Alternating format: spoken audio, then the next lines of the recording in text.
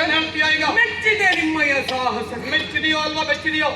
ಎರಡು ಎರಡು ಹೌದಾ? ನಿಮ್ಮ ತೋಳ್ ಸಾಹಸಕ್ಕೆ ಖಂಡಿತವಾಗಿ ಮೆಚ್ಚಿದೆ. ಮತ್ತೆ ಅದರ ಒಂದು ಮೆಚ್ಚಿದಂತ ನಾನು ನೀನು ಪ್ರಾಮಾಣಿಕವಾಗಿ ನಿಮ್ಮಲ್ಲಿ ಹೋರಾಟದಲ್ಲಿ ಸೋತ ಪರಿಣಾಮವಾಗಿ ಗೆದ್ದವರು ನೀವಾದ ಕಾರಣದಿಂದಲಾಗಿ ಮೆಚ್ಚಿರುವ ನಾನು ನೀನು ಒಲಿದು ನಿಂತು ನಿಮಗೇನಾದ್ರೂ ಕೊಡಬೇಕೆನ್ನುವ ಹಾಗೆ ಮನ ಇಚ್ಛಿತ್ತವು. ಏನು ಬೇಕಿದ್ರು ಕೇಳಿ ಕೊಡುವುದಕ್ಕೆ ನಾನು ಸಿದ್ಧ ಹಸ್ತನಿದ್ದೆ. ಮಾತಾಡ್ತಾರೆ. ನನಗೂ ನಿನಗೂ ಯುದ್ಧ ಆಗಿದೆ ಹೌದಾ? ಇಲ್ಲ ಗೆದ್ದವ ಯಾರು ಸೋತವ ಯಾರು? ಗೆದ್ದವರು ನೀವು ಅಂತ ಕಾಣ್ತದೆ, ಸೋತವು ನಾನು ಅಂತ ಕಾಣ್ತದೆ. ಮತ್ತೆ ಕಾಣುವುದಲ್ಲ ನಾವೇ ಸತ್ಯ ವಿಷಯ. ಈಗ ನೀನೇನೋ ಕೊಡ್ತೆ ಅಂತ ಹೇಳ್ತೀಯ. ಗೆದ್ದವರು ನಾವಿದ್ದೇವೆ ಕೊಡುವ ಕೈ ಮೇಲೆ, ಸೋತವನು ನೀನು. ನಮ್ಮದು ಕೊಡುವ ಕೈ ಮೇಲೆ.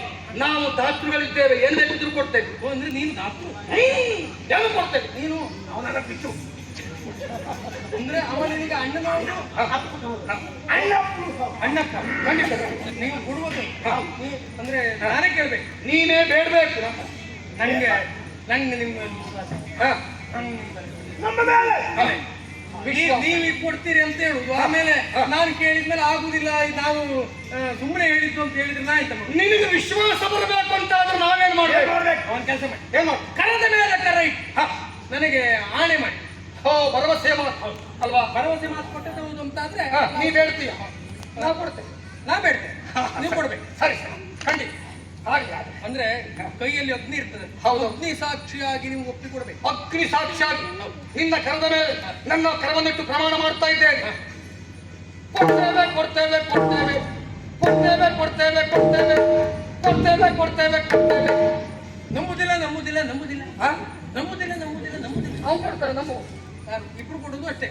ಆಗಲ್ಲ, ಕರದ ಮೇಲೆ ಕರ ಇಟ್ಟು ಒಪ್ಪಿಕೊಡ್ಬೇಕು. ಇದು ಕೊಡ್ತೇನೆ ಕೊಡ್ತೇನೆ ಕೊಡ್ತೇನೆ ಆಗ್ಬೇಕು.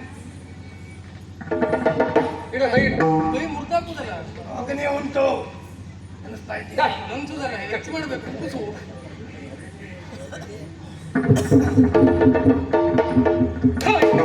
ಕೊಡುವ ಕೊಡುವ ಕೊಡುವ ಕೊಡುವ ಕೊಡುವ ಕೊಡುವ ಕೊಡುವ ಕೊಡದೆ ಇದ್ರೆ ಬಿಡುವ ಬಿಡುವ ಬಿಡುವ ಕೊಡುವ ಕೊಡುವ ಕೊಡುವ ಅಲ್ಲ ಬಿಡುವ.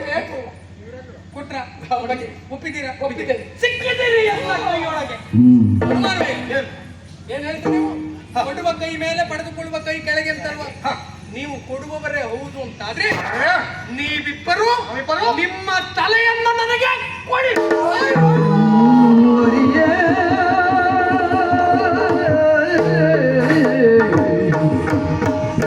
ಏನು ಮಾಡುವುದೆಮ್ಮ ಪ್ರಾಣವಾಗಿ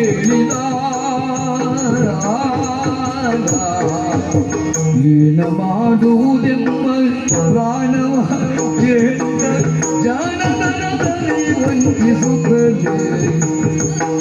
ಕಾಣಿವೆ ಮನದೇರ ಗೋಲಗತ್ತರಿಸುವ ಗೀತ.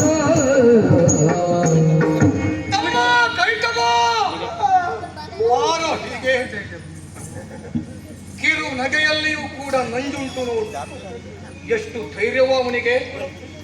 ನಮ್ಮ ಉಭಯರ ಪ್ರಾಣವನ್ನು ಕೇಳುತ್ತಾ ಇದ್ದಾನೆ. ತಮ್ಮ ಲೋಕಮುಖದಲ್ಲಿ ಮಧುಕೈಟವರಾಗಿ ನಮ್ಮ ಕೀರ್ತಿ ವಿಶೇಷ ಅಂತ ಹೇಳುವುದು ಗಗನತ್ತರಕ್ಕೆ ಪ್ರಸರಿಸಬೇಕು ಅನ್ನುವುದೇ ನಮ್ಮ ಉಭಯರ ಮಹದಾಸೆಯಾಗಿತ್ತು. ಆದರೆ ಈ ದಿವಸ ಹೋಗಿ ಹೋಗಿ ಒಂದು ಹುಳ ನಮ್ಮಿಂದ ಸೋತರೂ ಗೆದ್ದವರಂತೆ ನುಡಿತಾ ಇದ್ದಾನೆ. ನಮ್ಮ ಪ್ರಾಣ ಬೇಕಂತಲ್ಲೋ ತಮ್ಮ. ನಾನು ಸಾಯ್ತೇನೆ ಅಂತ ನನಗೆ ಹೆದರಿಕೆ ಇಲ್ಲ, ನಾನು ಬದುಕುವುದೇ ಇಲ್ಲ ಅಂತ ನನಗೆ ಭಯ ಆಗುತ್ತಾ ಇದೆಯೋ? ಎಲ್ಲ ಒಂದೇ ಅಣ್ಣಯ್ಯ. ಆಗಲಿ, ನಾನು ಜ್ಯೇಷ್ಠ, ನೀನು ಕನಿಷ್ಠ, ನೀನು ಅಣ್ಣ. 4 ಕಾಲ ಬದುಕಬೇಕು. ಪ್ರಾಣ ಕೇಳ್ತಾ ಇದ್ದಾನೆ, ಹೋಗು ಪ್ರಾಣ ಕೊಡು. 4 ಕಾಲ ನೀನು ಬದುಕಬೇಕು, 8 ಕಾಲ ನಾನು ಬದುಕಬೇಕು. ಅಂದ್ರೆ ನಾ ಮೇಲೆ ನಿನ್ನನ್ನ ಕಾಣ್ತಾ ಇದ್ದೇನೆ. ಹಾಗಾಗಿ ಜ್ಯೇಷ್ಠನಾದಂತಹ ನೀನು ಆ ಹುಳ ಒಂದೇ ಬುದ್ಧಿವಂತ ಅಲ್ಲ, ನಾವು ಬುದ್ಧಿವಂತರನ್ನು ತೋರಿಸಿಕೊಡ್ಬೇಕು. ಏನು ಕೇಳುವ, ಒಂದು ಉಪಾಯ ಮಾಡೋ. ಮಾಡ್ಯಾ ಕಿವಿಯಲ್ಲಿ ಹೇಳು.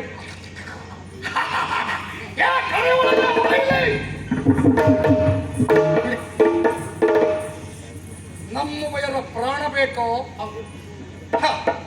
ನಾವು ಯಾವತ್ತು ಕೊಟ್ಟ ಮಾತನ್ನ ಉಳಿಸಿಕೊಳ್ತೇವೆ. ಉಳಿಸ್ಕೊಳ್ಬೇಕು, ಮಾತು ನಡೆದುಕೊಂಡು ಬಂದವರು ಮೊದಲಿಂದ ನಾವು. ಸರಿ, ಆದ್ದರಿಂದ ನಮ್ಮ ಉಭಯರ ಪ್ರಾಣ ಬೇಕು ಅಂತಾದ್ರೆ ಇಲ್ಲಿ ತೋರುವುದೇನು? ನೀರು, ಜಲರಾಶಿ. ಈ ಜಲರಾಶಿಗೆ ನಮ್ಮ ಉಭಯರ ಒಂದು ಬಿಂದು ರಕ್ತವೂ ಕೂಡ ನೀರಿಗೆ ಸ್ಪರ್ಶವಾಗಬಾರದು. ಆ ರೀತಿಯಲ್ಲಿ ನಮ್ಮ ಉಭಯರ ಪ್ರಾಣ ತೆಗೆದುಕೊಂಡು ನೋಡುವ ಒಂದು ಬಿಂದು ನೀರು ನಿಮ್ಮ ಮೈಯನ್ನ ಸೋಂಕದ ಹಾಗೆ ನಿಮ್ಮ ತಲೆಯನ್ನ ನಾನು ಪಡೆದುಕೊಳ್ಬೇಕು. ಪಡ್ಕೊಳ್ಬೇಕು. ಇನ್ನು ನಿಮಗೆ ನಾನ್ಯಾರು ಎನ್ನುವುದು ಗೊತ್ತಾಗಲಿಲ್ಲ. ಯಾರೋ ನೀವು ಸ್ಪಷ್ಟವಾಗಿ ತಿಳಿದುಕೊಳ್ಳಬೇಕು ಅಂತಾದ್ರೆ ಬಾಹ್ಯ ಚಕ್ಷುವಿನಿಂದಲ್ಲ, ಮತ್ತೆ ಅಂತರಂಗದ ಚಕ್ಷುವಿನಿಂದ ನಾನ್ಯಾರು ಎನ್ನುವುದನ್ನು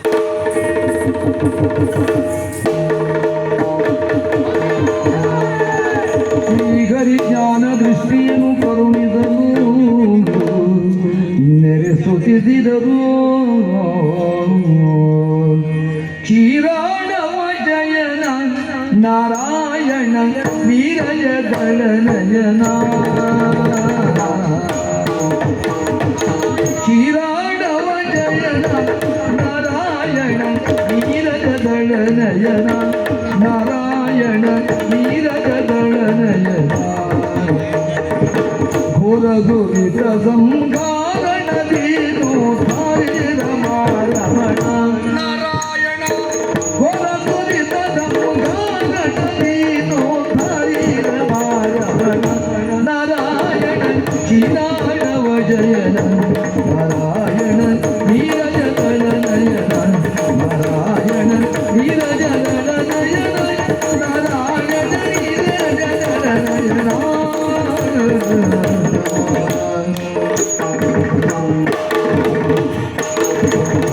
ಓ ದೇವರೇ, ಮೊದಲಾಗಿ ನಮ್ಮನ್ನು ಕ್ಷಮಿಸಬೇಕು ದೇವರೇ, ಅದರೊಟ್ಟಿಗೆ ಹರಸಬೇಕು ದೇವರೇ.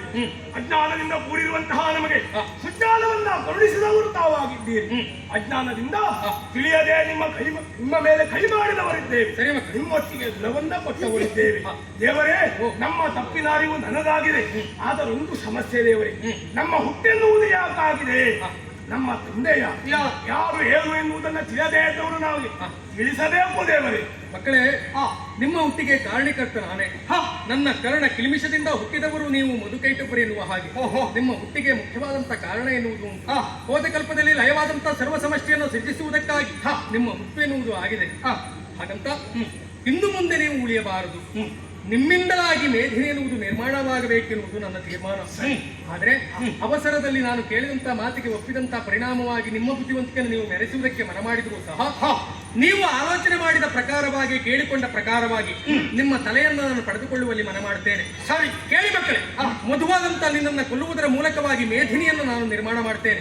ಕೈಟಪಾದಂತ ನಿನ್ನನ್ನು ಕೊಲ್ಲುವುದರ ಮೂಲಕವಾಗಿ ಕಲ್ಲು ಬಂಡೆಗಳನ್ನ ಮರ ಗಿಡಗಳನ್ನ ಸೃಷ್ಟಿಸಿ ಪ್ರಪಂಚವನ್ನ ಸೃಷ್ಟಿಸುವಲ್ಲಿ ನಿಮ್ಮನ್ನು ನಾನು ಸೃಜಿಸಿದವ.